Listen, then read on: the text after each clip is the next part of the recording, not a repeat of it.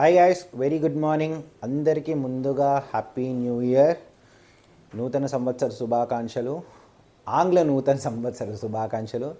ఈ 2025 అందరికీ బాగుండాలని మనసారా కోరుకుంటున్నాను. ఆ అయ్యప్ప స్వామి ఆశీస్సులు అందరికీ ఉండాలని మనసారా కోరుకుంటున్నాను. సరే, ఎందుకు వచ్చినావు ఇప్పుడు అంటే, మళ్ళా తెలిసిందే కదా, రేపు నుంచి మన బోర్డర్ గవస్కర్ ట్రోఫీలో 5th match, last and final match అయితే స్టార్ట్ అవ్వడం అయితే జరుగుతుంది. ఆ మ్యాచ్ ఎక్కడ మీ అందరికీ తెలుసు, బట్ నేను మీకోసం ఒక్కసారి తెలియని వాళ్ళ కోసం చెప్తాను. సిడ్నీలో అయితే స్టార్ట్ అవబోతుంది. సో పిచ్ రిపోర్ట్ గురించి, ఇంకా టీం కూర్పు గురించి, టీంలో ఎవరుంటారు అనే దాని ముందుకు వెళ్తే కనుక, అసలు ముందుగా ఈ మ్యాచ్ మనకి ఎంత ఇంపార్టెంట్, మనకే కాదు ఆస్ట్రేలియా వాళ్ళకి ఎంత ఇంపార్టెంటో చూద్దాం.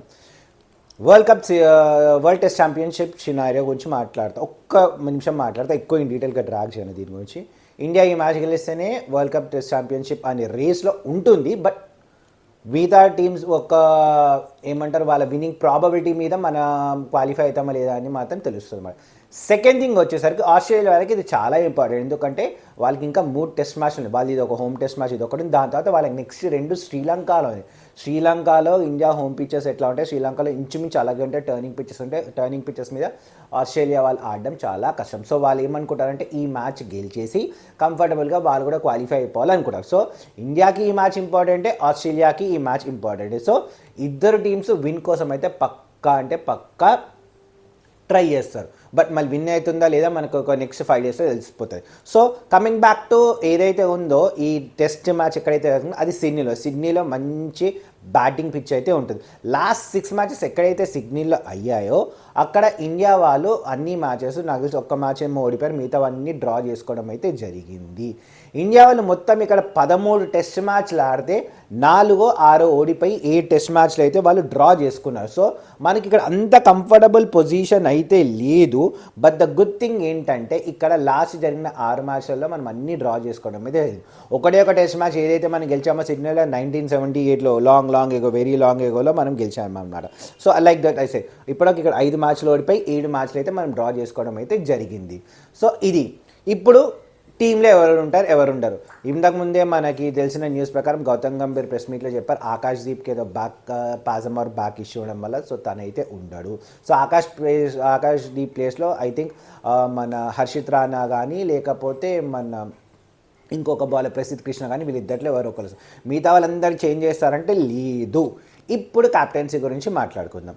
రోహిత్ శర్మని డ్రాప్ చేస్తారా అంటే చెప్పలేము. ఎందుకంటే రోహిత్ శర్మ ఇలా ప్రెస్ కాన్ఫరెన్స్కి రాలేదు, అండ్ బయట డ్రెస్సింగ్ రూమ్ విషయాలన్నీ బయటకు వస్తున్నాయి, అది ఇది అంటున్నారు. సో లేదు, నాకు తెలిసి అయితే రోహిత్ శర్మకి ఉన్న క్యాలిబర్కి కానీ, రోహిత్ శర్మకు ఉన్న మైండ్ సెట్కి కానీ తనైతే ఇప్పుడైతే డ్రాప్ కాడు. తనే ఫ్రంట్ లైన్ కెప్టెన్సీగా ఉంటాడు. ఇంకా రోహిత్ శర్మ గురించి ఒక్క నిమిషం నేను చెప్తాను. రోహిత్ శర్మ 2024 స్టార్టింగ్లో ఇంగ్లాండ్లో 2 సెంచరీలు కొట్టాడు. తర్వాత అయిన 2024 T20 వరల్డ్ కప్లో తనే ముందరుండి చాలా మ్యాచెస్లో ఎవరు ఆడకపోయినా తనే ఆడాడు. ఆస్ట్రేలియా మీద ఏదైతే వరల్డ్ కప్లో మనం ఓడిపోయామో దానికి రివెంజ్ తీసుకున్నాడు. లిటరలీ ఫస్ట్ 5 ఓవర్స్లో 54 రన్స్ ఏదో స్కోర్ ఉంటే తను కొట్టింది 50. సో రోహిత్ శర్మ అనేది వైట్ బాల్లో ఒక లెజెండ్. టెస్ట్ బాల్కి వచ్చేసరికి దాని తర్వాత బంగ్లాదేశ్లో కూడా మనం బంగ్లాదేశ్లో కూడా పర్ఫామ్ చేయలేదు, కానీ అక్కడ సిరీస్ గెలిచాం కాబట్టి ఎవరు ఎక్కువ మాట్లాడలేదు. దాని తర్వాత న్యూజిలాండ్లో హోమ్ సిరీస్ అయితే చాలా 12 ఇయర్స్ తర్వాత మనం వైట్ వాష్ అయితే ఓడిపోయాం. దాని తర్వాత ఇక్కడ రాగానే ఇక్కడ కూడా ఓడిపోయింది. సో ఏమవుతుందంటే, ఇక్కడ గెలిచినప్పుడు ఎవరు దేని గురించి మాట్లాడట్లేదు, బట్ ఓడిపోయినప్పుడే కెప్టెన్ మీద ఎక్కువ రెస్పాన్సిబిలిటీ అవుతుంది. ఎస్పెషల్లీ మన T20 గెలిపించిన కెప్టెన్ కాబట్టి ఇంకా ఎక్కువ రెస్పాన్సిబిలిటీ అయితే ఉంటుంది. ఒక్కటి చెప్తాను, వరల్డ్ టెస్ట్ ఛాంపియన్షిప్ అనేది ప్రతి 2 ఇయర్స్కి ఒకసారి జరుగుతూ ఉండేది. ఈ 2 ఏళ్లలో రోహిత్ శర్మ చూసుకుంటే లాస్ట్ 8 మన ఏవైతే ఉన్నాయో లాస్ట్ 6 మంత్స్ నుంచే తన ఫామ్ మీద డిప్పడమే జరిగింది. ముందర అన్ని మ్యాచ్లు అయితే ఆడుతూనే ఉన్నాడు, గెలిపిస్తూనే ఉన్నాడు. తన టాక్టిక్స్ వల్ల ఇండియా గెలుస్తూనే, అంటే గెలిచినప్పుడు మనమైతే మన ప్లేయర్ని బ్యాక్ చేస్తాం, కానీ ఓడిపోయినప్పుడు మాత్రం మనం బ్యాక్ చేయమన్నమాట. అదే ఇక్కడ మన ఇండియాస్లో ఉన్న ఒక రెస్పాన్స్. ఇండియన్స్ అనే కాదు, స్పోర్ట్స్ ఏదైనా సరే గెలిస్తేనే సపోర్ట్ చేస్తాం, ఓడిపోతే మనము సపోర్ట్ చేయము. వాళ్ళ దగ్గర ఉన్న పిన్ పాయింట్ చేస్తాం. ఎస్పెషల్లీ ఎవరి నుంచి అయితే మనం ఎక్కువ ఎక్స్పెక్టేషన్స్ పెట్టుకోవడం, వాళ్ళ దగ్గర నుంచి అయితే ఇంకా చాలా మనము అయితే పిన్ పాయింట్ చేయడమే. అదే విషయం ఇప్పుడు రోహిత్ శర్మకు జరుగుతుంది. రోహిత్ శర్మ కాదు, ఒక పక్కన విరాట్ కోహ్లీకి కూడా జరుగుతుంది. చాలామంది అంటున్నారు టెస్ట్ మ్యాచ్ ఎట్లా పోయింది కదా, ఇది కూడా ఓడిపోదాం, బూమ్రాకి రెస్ట్ ఇవ్వాలి. బుమ్రాకి రెస్ట్ ఇచ్చే ఛాన్సే లేదు. బుమ్రా అయితే పక్కా ఆడతాడు. సో నాకు తెలిసి మిగతా వాళ్ళు అయితే ఎవరు ఏం చేంజెస్ ఉండరు. ఆస్ట్రేలియా ఇండియా అయితే సేమ్ ప్లేయింగ్ 11 ఉంటుంది. నాకు ఏదన్నా ఒక్క చేంజ్ అయితే చెప్పాను కదా, ఆకాశ్దీప్ ప్లేస్లో హర్షిత్ రాణా కానీ ప్రసిద్ధ్ కృష్ణ వీళ్ళిద్దరు. సిరాజ్ని డ్రాప్ చేస్తారంటే లేదు, ఎందుకంటే సెకండ్ ఇన్నింగ్స్లో చాలా అద్భుతంగా బాల్ చేస్తాడు ఉంది. సో ఇద్దరు స్పిన్నర్స్ అయితే వాళ్ళే ఉంటారు. సో ఇండియా ప్లేయింగ్ 11 వచ్చేసి రోహిత్ శర్మ, జైస్వాల్, కేఎల్ రాహుల్, విరాట్ కోహ్లీ, రిషబ్ పంట్, నితీష్ రెడ్డి, జడేజా, మన సిరాజ్, బూమ్రా, వాషింగ్టన్ సుందర్, హర్షిత్ రాణా ఆర్ ప్రసిద్ధ్ కృష్ణ వీళ్ళిద్దరు ప్లేస్లో ఒకటి.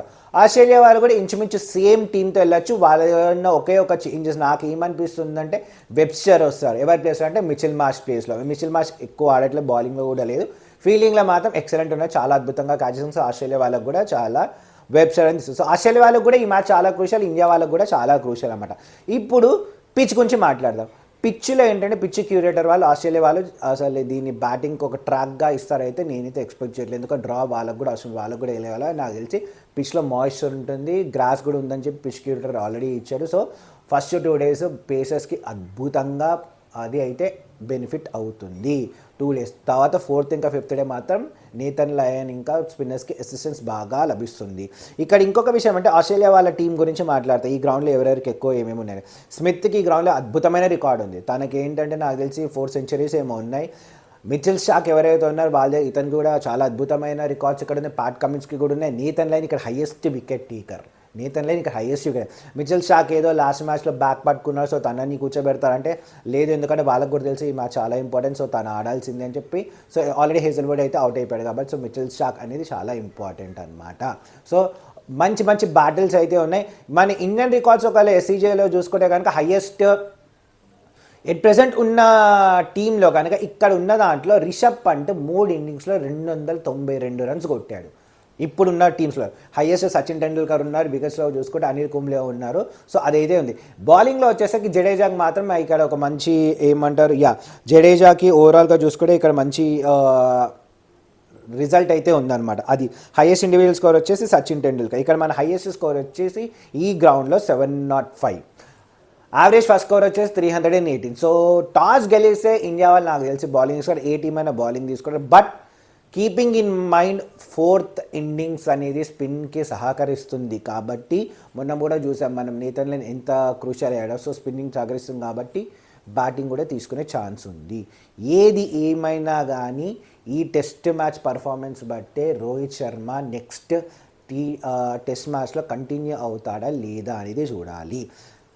As a fan of cricket నేనైతే ఒకటి ఆశిస్తున్నా, ఐ థింక్ అందరు కూడా అదే కోరుకుంటారు అనుకుంటా, ఎస్పెషల్లీ రోహిత్ శర్మ ఇంకా విరాట్ కోహ్లీ ఫ్యాన్స్. వాళ్ళిద్దరు లాస్ట్ టైం మేము T20sలో ఆడాలి మేము అనుకుంటున్నాం, కప్పు గెలవాలనుకున్నాం, అదే చేశారు, కప్పు గెలిచారు. ఏమంటారు రెస్పెక్టఫుల్గా వాళ్ళైతే రిటైర్మెంట్ ఇవ్వడం అయితే జరిగింది. సేమ్ నేను కూడా అదే కోరుకుంటున్నా.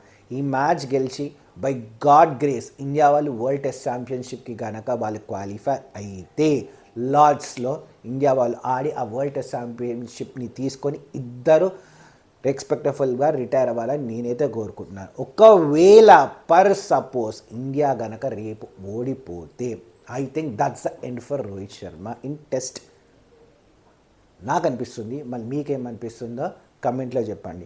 ఇది నేను రేపు అనుకుంటున్న ప్రివ్యూ. సో నేను టీమ్స్ చెప్పాను, అది చెప్పాను.